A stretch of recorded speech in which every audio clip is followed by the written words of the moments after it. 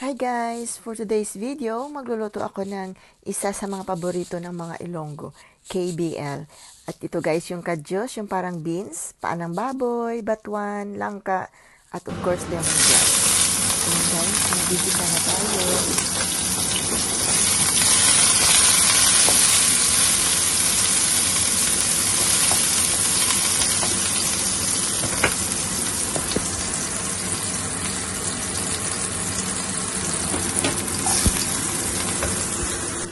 Na-blanch ko na rin pala yung paa ng baboy para pantagal ng mga impurities.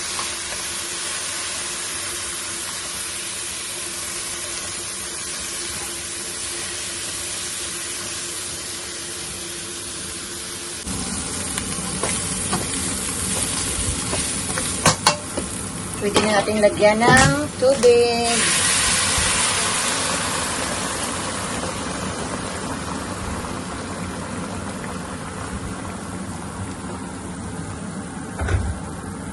Guys, naglagay na din pala ako dyan guys ng asabay na natin sa paglaga yung ating kadyos.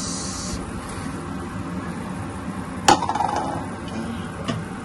At huwag kalimutang ilagay ang ating tanglad. Tayin lang natin hanggang sa lumambot yung ating baboy. Guys, try natin kung malambot na yung ating pork. Ano to siya, paan ng baboy. Ayan, malambot na siya. Diba, nakita mo, malambot na. Oh, madali na lang siyang tusukin. At dahil malambot na, it's time to put our langka. Ayan.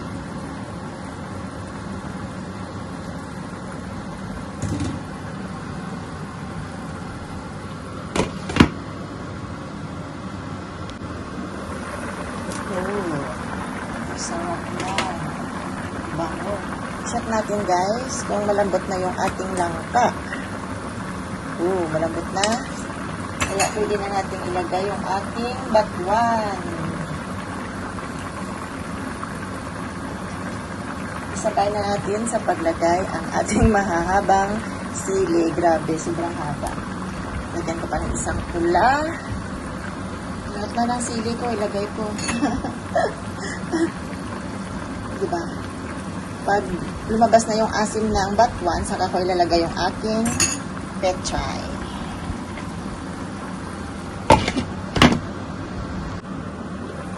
Ang bango.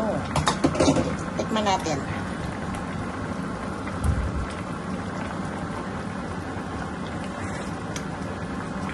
Perfect. Perfect sa asim. Lagyan na natin yung ating pechay.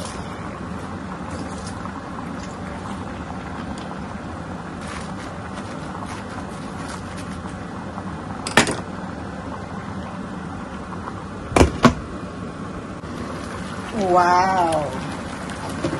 Luto na ang aking KBL. Oh my gosh! Grabe siya. Tingnan nyo guys. Ang bango. Kainan na!